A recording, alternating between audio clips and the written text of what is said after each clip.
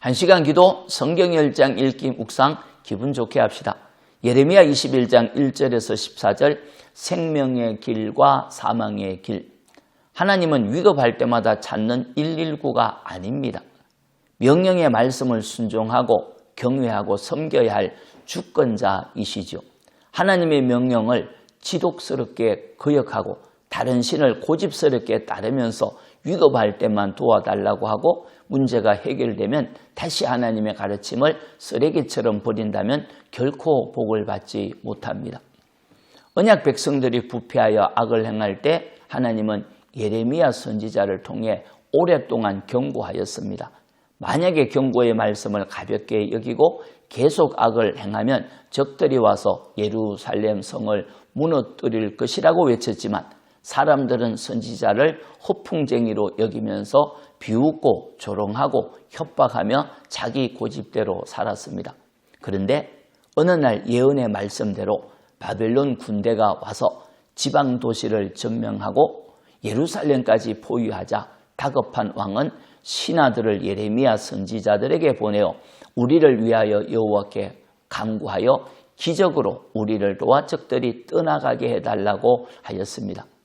마치 급할 때 부르면 달려오는 119처럼 하나님을 생각한 거죠. 적들의 공격을 받기 전에 수없이 경고하고 돌이키라고 외칠 때는 콧방귀도 뀌지 않고 듣지도 않다가 예언의 말씀대로 적들이 공격하니 회개하기보다가는 문제만 해결해 달라고 한 것입니다. 그동안 하나님 말씀을 고집스럽게 거부하고 부패한 악을 행하였기에 하나님께서 진노하고 분노하고 대노하여 적들에게 넘겼는데 그래도 깨닫지 못하고 회개는 하지 않고 문제만 해결되기를 바랬기에 하나님께서 전염병과 기근과 칼을 보낸다고 하셨습니다. 긍휼히 여기지도 않고 불쌍히 여기지도 않을 것이라고 하면서 두 가지 길을 제시했지요. 잘 알고 선택하라는 겁니다. 8절입니다. 여호와께서 말씀하시기를 보라. 내가 너희 앞에 생명의 길과 사망의 길을 두었노라. 너는 이 백성에게 전하라 였느니라.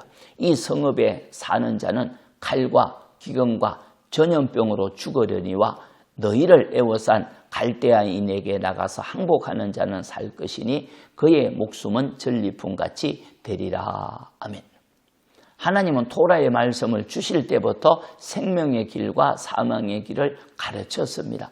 명령의 말씀을 들음이 생명과 복이고 명령의 말씀을 듣지 않으면 사망과 화라고 하셨지요.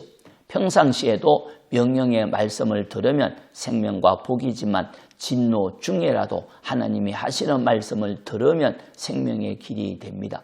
순종하지 않고 거역하여 바벨론에 의해 진노를 받을 때 생명의 길은 무엇일까요? 바벨론에 항복하는 길이라고 하였습니다. 잘못이 많아 매를 맞을 때는 매를 맞는 것이 유익이듯이 하나님이 진노하여 바벨론에 넘겼기에 매를 맞듯이 항복하면 전리품같이 남은 자가 된다고 하셨지요.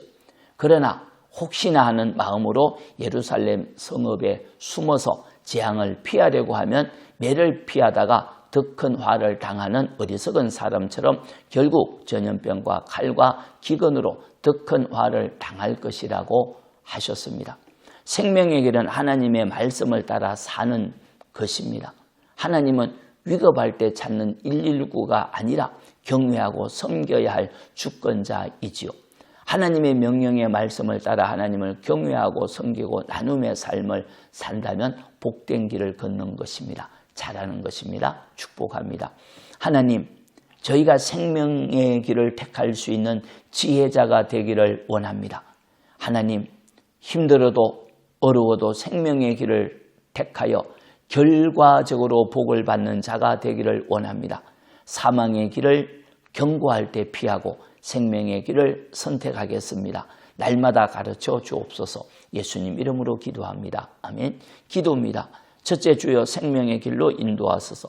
둘째, 주여 배려하고 섬기는 삶이 되게 하소서. 찬송 379장 내 갈 길 멀고 밤은 깊은데 주님 사랑합시다. 사랑이 힘입니다. 아멘.